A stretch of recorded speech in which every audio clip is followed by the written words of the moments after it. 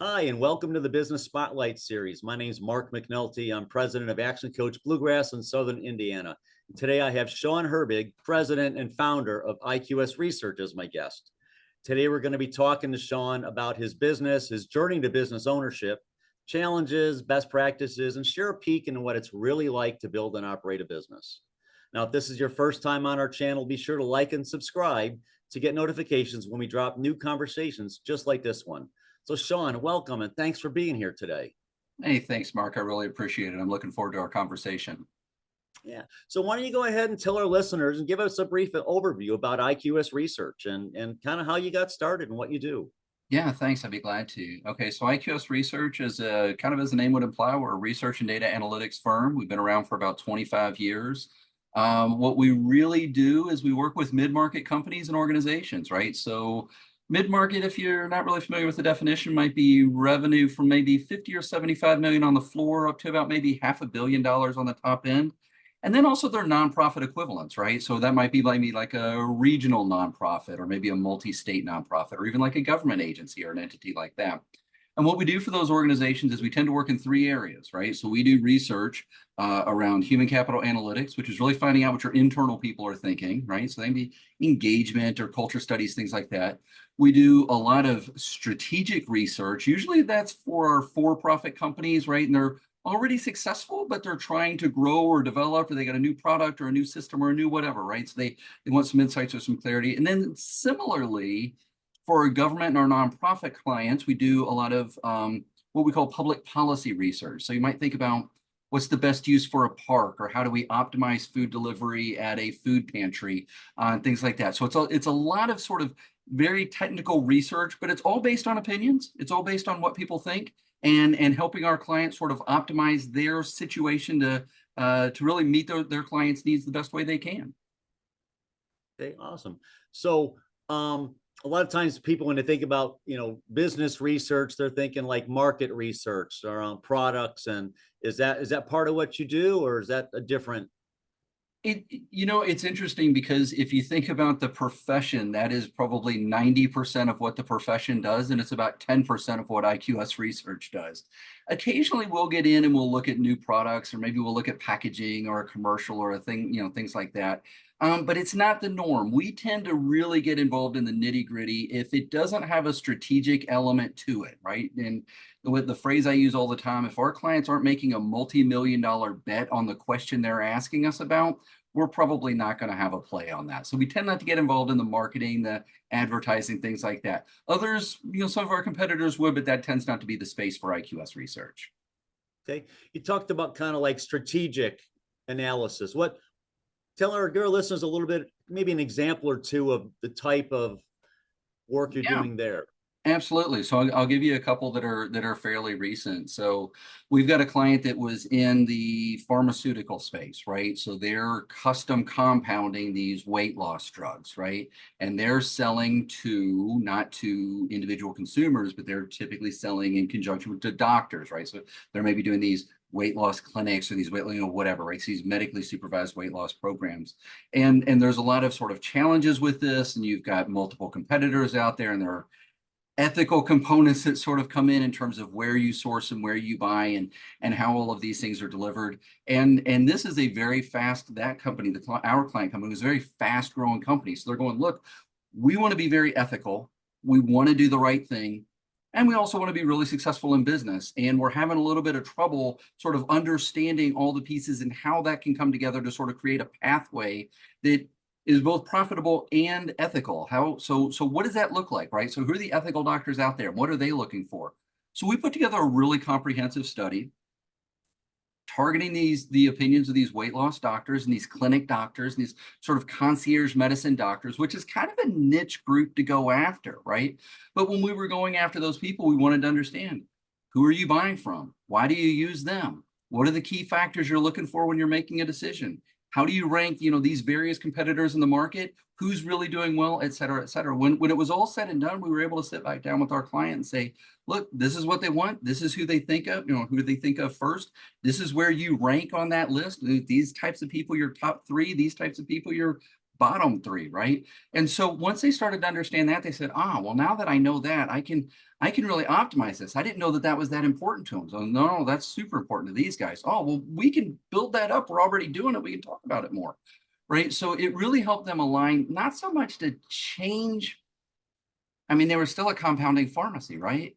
But it's how do they interact with their clients differently to really hit those key trigger points for their clients, right? Which in this case happen to be doctors. So that's an example. We've done a similar thing. We're working with a food pantry right now, and their question is not just how do you get food out? They know how to do that, right? They know how to get the food to the places that it needs to be, but what food are people looking for? If people have diabetes, are they looking for low sugar diets, or do they not care about that? If they have heart disease, do they care about low salt, or do they not care about low salt?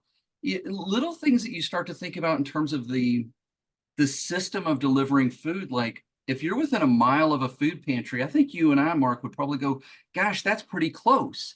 But if you don't have a car and you're going to the food pantry on a bicycle and they give you a 20-pound box of canned goods, getting that 20-pound box of canned goods home on your bicycle, that mile's awfully hard. That's a long distance now, right? So when you start thinking about this, it's how do we break the system down? How do we truly understand how in that case, the food delivery system impacts the different type of people who are engaging with it? And then how do we optimize the experience for each one of those individuals, right? So in every case, we're not going to change the compounding pharmacy. There's still a compounding pharmacy. We're not going to change the food pantry. There's still a food pantry. We're going to help them do what they do better, or at least illuminate the process to help them do what they do better. Okay. That's great explanation. Thank you so much. So, so we talked a little bit, you're a recovering engineer like me. So what possessed you to start your own business? So Mark, I've wanted to own a business since I was a little kid. I just didn't know what I wanted to do, right? I mean, I was 6 years old and I didn't understand why we couldn't just go buy IBM. It is a true story. I was having a conversation with my dad. Anyway, I now know why we can't buy IBM. So I now understand that. But I've known since I was a little kid. And for me, there is this idea as I got older and I started to sort of figure out, yes, I'm going to own a business. And what is that business going to be? I've always been fascinated by this intersection of what's working and what do people want to have happen, because you can have a system that is functionally working and meeting all of the engineering specs, right, which you and I are so accustomed to, and the end consumer still hates it or it doesn't meet their needs. And that intersection between engineering specifications and human interaction and human opinion, I became fascinated with that very, very early in my career. And I said, that's where I want to be. And if you think about so much of what we do, we talk about engineering precision to social problems, right? And that's really how we view it, is everybody has an opinion that's true and valid and real and is important. And there are engineering specs of this system, even if they're not designed by an engineer, there's still a system going on, even if it's informal. And those two things collide very much in the real world. And sometimes they collide in a very catastrophic way, and sometimes they collide in a way that sort of creates alignment. And that's what we're trying to do, is create that alignment or help our clients create that alignment. So it's that intersection that got me excited. Oh, that's awesome. So what's your role in the company now? Yeah, so mostly my role, and I tell people, if you're founder and owner, you kind of have three roles. So obviously we manage a lot of projects. I've got a great team behind me, and they're amazing. They're broken down in areas like data collection or analysis and report writing, et cetera. I tend to be involved on that side in terms of design and reporting out the reports delivery. So you get into a lot of like design and setup, and then just sort of overall project management. So part of it is just like the de facto delivering results to clients. That's obviously a huge part of what we do. But again, as any business owner, you've also got the helping my team grow, knocking down obstacles. We're focusing a whole lot right now on professional development, making sure that my team not only keeps up with what's going on, but that they are able to meet all of their individual and sort of personal goals, right? So that's a big part of what we're trying to bring up. And I always say this too, if you're a business owner, there's just a perfunctory, not very glamorous component of business ownership that you just have to be honest about. We're recording this in February. Well, most people's health insurance just renewed for their company. Somebody had to be the point person on that, as well as your BOP policy, your E&O policy, your EAP, all of those things. There's got to be a point person on that. And those things are important and they matter, but they don't pay the bills. That's a part of owning a company too. So those three things are really how my time is devoted. And in a really good world, I devote it mostly to my team and my clients. Okay. So So what makes you stand out from your competitors, right? Why do, what is it, what's unique about you and how you deliver your services so that, that gets your clients coming back to you and referring new clients versus your competitors? Yeah, so one of the things that I don't know if I mentioned this, and I think it may be on our website, but in addition to owning this company, so I also teach research methods at University of Louisville in their MSBA program, their Master of Business Analytics program. And one of the things that's sort of the cornerstone of IQS research, I think it's also much of the way I tend to think about things as well. I'll answer your question is research is one of these professions. There are 1,000 details. They're all important. You get them 85% right and your project fails. You can't operate at that 85% level, and you've got to understand all of those individual details. And I would say that's sort of the differentiating factor with IQS research is we spend so much time sweating these individual details, hundreds and hundreds and hundreds of them. I mean, the way you set up an incentive, as an example, for a doctor, right? The way you sort of compensate a doctor for answering a survey is fundamentally similar, but very, very different than the way you incentivize somebody who's experiencing houselessness, right? And there's an ethical component of that because probably somebody who is experiencing houselessness will just talk to you if you're respectful to them. And yet this is a population that money, that gift card to a Subway or whatever, means so much more than the $20 gift card that you're giving the doctor to Amazon, right? So how do you handle that? How do you navigate that in a very meaningful and ethical way? IQS research, we spend a ton of our time steeped in those details because they're so important. We never forget them. Okay, that's awesome. So what's one thing you wish more people knew about your business? It's one thing, I would say probably this concept of everything you do creates a trade-off, right? And when you think about this, so I had a client one time.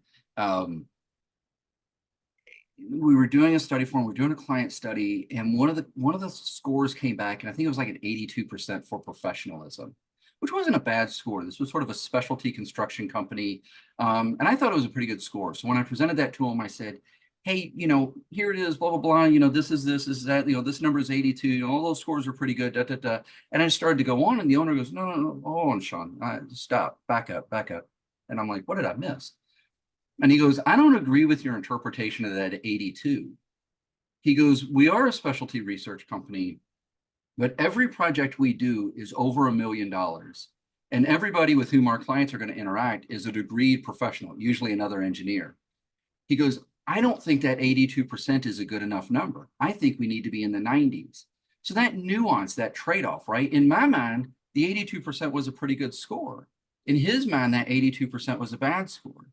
Understanding that and being able to reframe that, and a good research practitioner is pretty good at code switching around the numbers. Okay, well, let me tell you why 82 can be good. Let me tell you why 82 can be bad. And that makes meaningful differences when a client is trying to set their strategy, right? So understanding that it's not just looking at the numbers, but it's understanding how to apply those numbers. Good research practitioners can do that. And I think that's often misunderstood by our client base. Okay. All right. Excellent. So let me switch over to marketing. So how do you market your company? Where are you getting your clients from? Yeah. So, again, obviously after 25 years, it's a ton of repeat clients, right? You can do the basic sort of pieces, networking is big. We try and take advantage every time we do large public presentations of our data. Of course, so often what we do is proprietary and it's, bound by a confidentiality agreement, et cetera, et cetera. But when it's not, we try and tell the whole world. We want everybody to know about it. So that's obviously a big piece that we do. And I'll tell you this, and I don't mean to sound cliche, but one of the best things that anybody can do for their marketing is just do freaking outstanding work. Be memorable with your clients. And I don't mean that in some arrogant sense, right? We're human, we make mistakes, don't get me wrong. But the number of times that we've had somebody who calls us up and says, "Hey, I don't know if you remember me, but we worked together when we were over at this, we did this project at this company. Well, now I'm over here and we've got this other thing again." And either you did really great work that helped us, or here's the other one that I think often gets forgotten. I had people call us up and they said, "We had a small project and you were just really kind to us. You just treated us like we were important, even though we knew the project wasn't very big. And now I've got a project that's big and I want to talk to you again. So one of the best things I think that people can do is be kind as much as that is applicable. And it's not always easy in an honest conversation. And just try to do the best work you possibly can to be memorable. And people will remember you and they'll keep coming back. And that matters. Mm-hmm. Yeah, it's, people do, they can do research on us. They can look us up and see our, what we've done. People are so connected, right? Yes. Yes. And you Absolutely. never know. You never know who that small company with the small project might be connected to, right? Mm-hmm. Or the next job that the person's going to have who did a small project at this company and now they go to a bigger company and they're in a similar role, but now they've got a bigger budget. You're right. You just don't know. Yeah. So, so service is, so sounds like customer service is a really big part of your marketing game, and that's appropriate and should be. So I like that.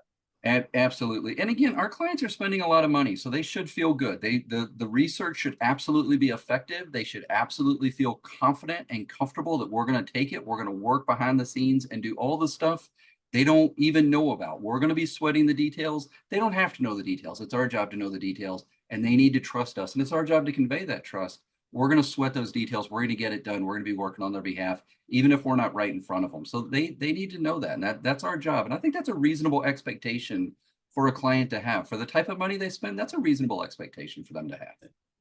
Okay. So looking at your journey as a business owner, what's a memorable roadblock or hurdle that you were challenged with that you're willing to share and that you had to overcome? That is a tough one, and I think it's tough to name just a couple, but I will throw out a couple to sort of think about. Because remember, the company started in '99, right? So April 6th of '99 was Founders Day. So what's happened since '99? Well, the internet is kind of a big thing. It was dial-up AOL literally in the first office. But so you've got the dot-com bubble, you've got 9/11, right? You've got the 2008 recession. Let's not forget COVID. But I'll tell you one thing, going all the way back early, we're talking when the company was pretty young. We had a lot of our eggs in one basket. And I remember after 9/11, so of course that was in September. And so I had a number of projects, a number of contracts with one major corporation. It was a Fortune 50 corporation. Most of these were within 2 or 3 different engineering teams. And I remember one person, I won't mention her name, one person was over about $250,000 in contracts. And the contracts were set just as they were. You're familiar with this in the automotive industry. They automatically terminate December 31st at midnight, and they automatically renew January 1 at 12:01, right? So just a standard term contract, no big deal. We have been doing these, the whole time since I'd started the company, so I got pretty used to it. And I was used to it on the company side when I was at Ford Motor Company, right? So we have this conversation, I don't know, maybe a week before Thanksgiving, and she says, "Hey, Shawn, we've got these contracts. I can't renew any of them." And I'm like, "What?" And she goes, "Look, after 9/11, that basically shut automotive sales. It's like turning off a spigot." She goes, again, who's out shopping on Wednesday, September 12th, right? Not for cars. Right. It just wasn't happening, right? Just for obvious reasons. So literally, Mark, that phone call at a point when we were a couple of years into business, $250,000 in contracts were severed as of 12/31. I think I started the next year with maybe a $50,000 contract for like year 3 of our business. As a young business owner, as a new person, I don't know that the heart hit my throat as much as it ever did that day. And it just teaches you a lot of lessons. It teaches you that you can't take anything for granted. It teaches you that you can work really, really hard and things still not work well. It teaches you that at all points you should be financially conservative, or at least that's the position I take. It teaches you that you have to think for the long haul, and you have to overcome obstacles that are facing you right in the moment. And if you're really good and, let's be blunt, really lucky, then you end up surviving and you end up being here 25 years afterwards. But that was a real moment. I mean, even as I'm telling you the story, I'm not lying. As I'm telling you the story, I can feel the emotion right here because it was real. I still remember that phone call, and I'll probably tell that story, Mark, on the day that I retire. It was that meaningful. It didn't feel good at the time, but I sure as heck learned a lot, and it definitely changed the approach that I took to the company, making sure that I had a good balance between being aggressive, but also being financially conservative, because things like that will happen. It's just life. Nobody predicted COVID, right? So when we're all sitting here in February, life was all fine and dandy. And then look what happened, right? You need to position your companies in the absolute best way to survive those things, because you can't predict them. They're going to hit, and sometimes they hit really hard, and you just want to be in the best position at all times to make sure that you can ride those things out. So, but that was one example, but I'll say this too, not the only one. Yeah. You've been in business 25 years. There's been more than one. So you mentioned COVID though. So how did you lead your team through COVID? Because that was a challenge to every business leader out there. I'm gonna be blunt. It was, man, I don't know that I've ever felt so much like I was knocked back on my heels for so long. We just, all of us as a society and as a community, we're figuring out our families, we're figuring out, our businesses, we're figuring out everything. And I remember literally watching every meeting on my calendar get moved. If a contract wasn't signed, that it got delayed, right? And so dealing with that again, as so many others did, my team, of course, we're going home. People are boxing up their desktops and taking those home and working remotely.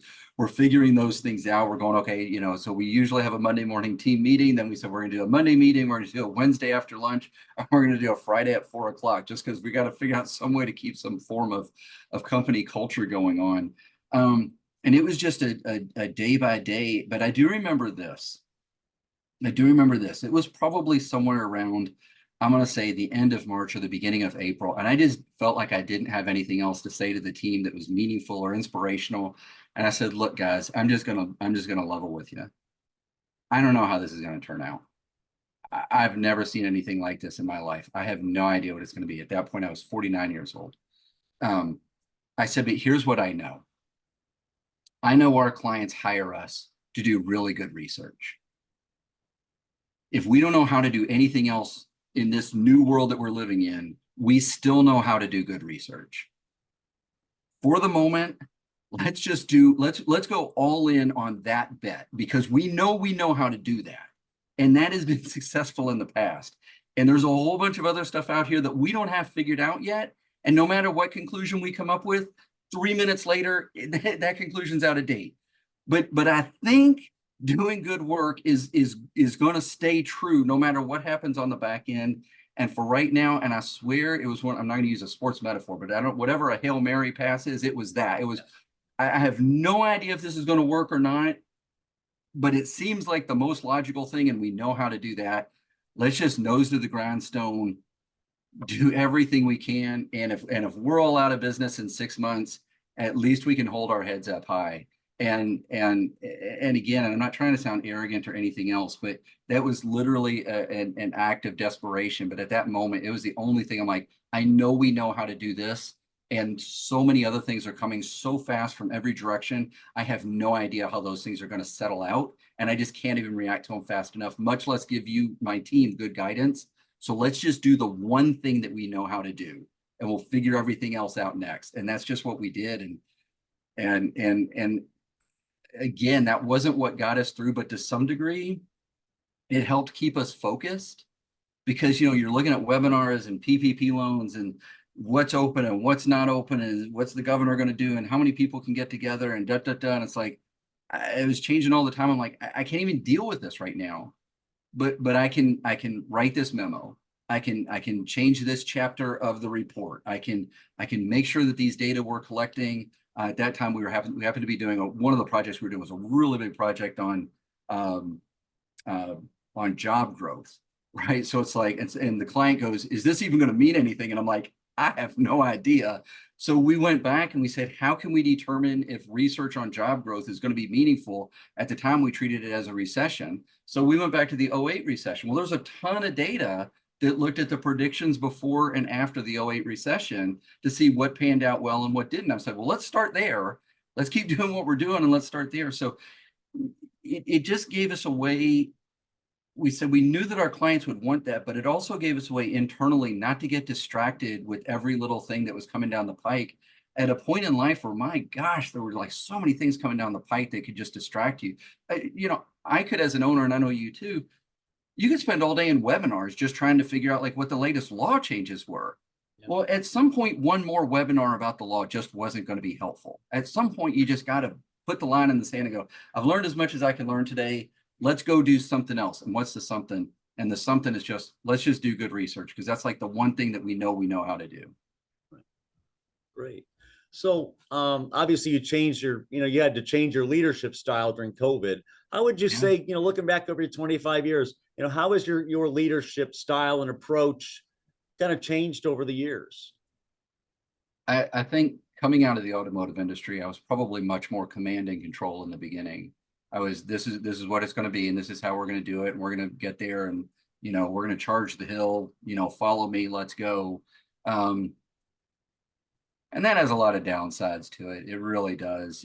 As you get older, ego becomes less important, and if we're honest with ourselves, ego plays into that to some degree too. And I would say the way we describe our culture right now, and I try and align my management style to the culture, is we're very highly collaborative. So I try to be very mindful of what does my team need? What do the people on my team need, both professionally and also to some degree personally, right? And you don't want to like step into their personal lives, but it matters if they have a cat, or if they have this hobby or that hobby, or if they do whatever, it changes the dialogue when they come in the morning. So I try to be, I try to lean into that space and be very intentional about where I am in that space. Just helping them get ahead in the world, right? Whatever that looks, definitely professionally, but however that looks, with also at the same time without overstepping a bound. And that was never where I was 10, 15 years ago. I mean, I was probably nice and friendly, but probably not as intentional and probably not as caring about that. And that's definitely something that I've been very deliberate about, I'd say, for the last 3, 4, 5 years. Okay. All right. So you've talked about your team a bunch. You're obviously really proud of them. So tell us a little bit about your team. What's the size? How are you organized? Yeah. So the way the team is set up is they're broken into specific functions of the research process, right? So the core team is the core full-time, always here. It's 5 individuals. What's interesting is, because of the nature of our work, we always have what are called field teams. So field teams could be people who are out doing interviews at distilleries. Maybe they're interviewing refugees. Maybe they're at community centers. Maybe they're at homeless shelters. Maybe they're whatever. You put those people into the mix, which are a very important part of the mix. That brings us up to about 15 or 20 individuals, right? So the team has a very dynamic sort of fluid look, but everybody's very specialized at what they do. So the field team is, again, working on specific projects at specific times, interviewing specific individuals. And maybe they're hired because of their language skills or their community connection or whatever it happens to be. The core team, you're talking about people who are steeped in statistics, political science. We've got people with a social work background. We've got people with a communications background, and they're allocated to specific functions within the research process. So they get to get really good at what they do. So it's a combination of their skills, their interpretation built on top of, or overlaying on top of, the IQS research systems is how we try and put it all together. Okay. All right. Awesome. Thanks. So we've covered a lot today. And I got a few more questions. So for everybody who's been watching this, I encourage you to watch this a couple times and make sure you pick up. There's always the obvious things, and then there's the subtle learnings that you can learn. So listeners, please, watch this a couple times. So last few questions. These are just kind of quick, rapid fire, and kind of top of your head answers. So first one is, what is one of your keys to success in business? One of the keys to success in business is you have to have a life outside of business. You have to have hobbies. You have to be able to turn it off. I absolutely believe that. Okay. So what's one piece of advice you would give to other entrepreneurs, business owners? You wear a lot of hats, but only one of those hats pays the bills. make sure you're really good at that hat. When you're wearing it, make sure you're doing really good, because that's the only one that pays the bills. But you got to be a little bit good at all of them. Okay, great. So what's a book you've recently read or listened to, or that you'd or a podcast that you would recommend to other business owners? One of the, I mean, there's lots of them, obviously. Thinking Fast and Slow is a seminal book around the psychology and how we make decisions. Predictably Irrational, all of those are really great. One I just started recently is called, I just love the title, Mistakes Were Made, But Not By Me. And it's about cognitive dissonance. And I picked it up because of the title, but I'm learning a lot as I'm getting into the book as well. But I just love the title of that one. So The Perfectly Irrational, is that a Daniel Pink? Predictably Irrational. Predictably Irrational. Dan Ariely. Dan Ariely wrote Predictably Irrational. Okay. And all of those, Predictably Irrational, Thinking Fast and Slow, Nudge, that all plays in the space of behavioral economics, which is a hugely important part for everybody, but certainly in the research space, it's important. Right. Okay. So if I had a magic wand, and by the way, I don't, but we're going to pretend I do. So if I had a magic wand, I could wave it over one part of your business. Where would you want me to wave it to improve it immediately tomorrow? Oh my gosh. Well, if you could just improve it tomorrow, I would love to have a wonderful director in here that could offload some of the management leadership, project management components. So if you find that magic wand, I don't know, maybe it's in your desk somewhere. That would be the one that would make me truly happy. Okay. All right. Awesome.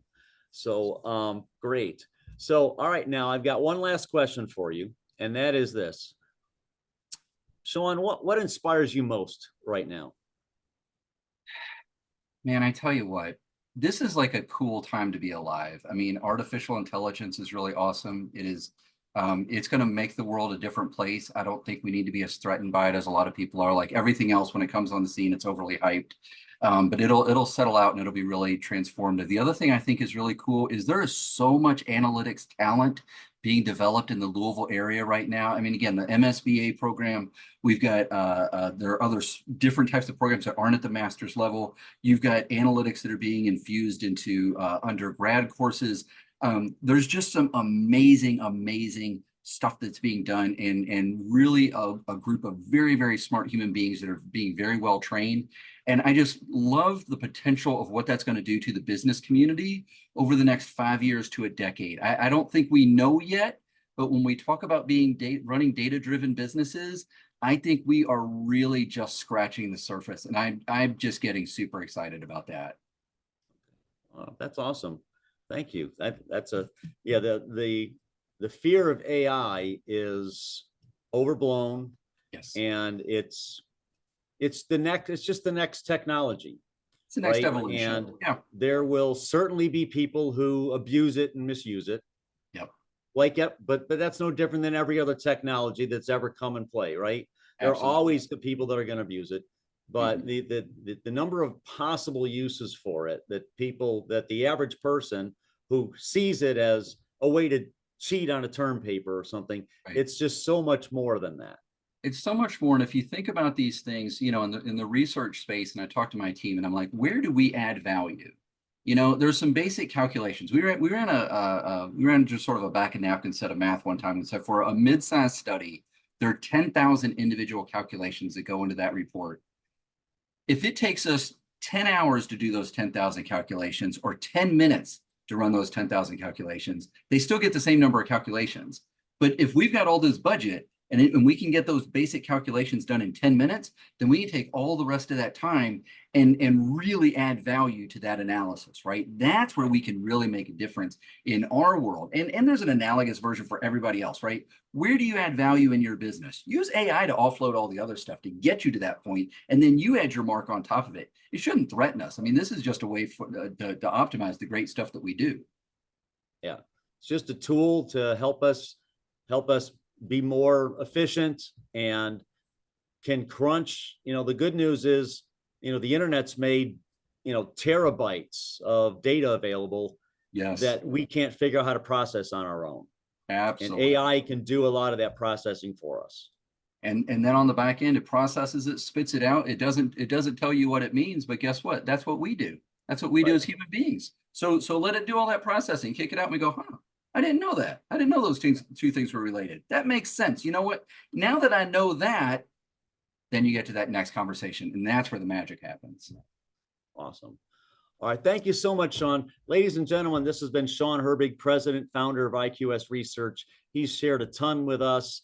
Shawn, it has been great learning about your business and about really what IQS Research is all about, and what the research field in general really does for businesses, above and beyond just the generic what so many of us perceive of as just generic market research, and just the depth of value in there, and again the data that's out there and what you can do with it. So we really appreciate your time. Thank you so much for sharing with us today. Hey, thank you, Mark. I really appreciate it. I enjoyed our conversation very much today. Appreciate the opportunity. All right, ladies and gentlemen, thank you so much for listening in. Again, be sure to subscribe to our channel, bookmark this so that you see all of our conversations, and we will see you again soon when we drop our next conversation. Thank you, and talk to you soon. Bye.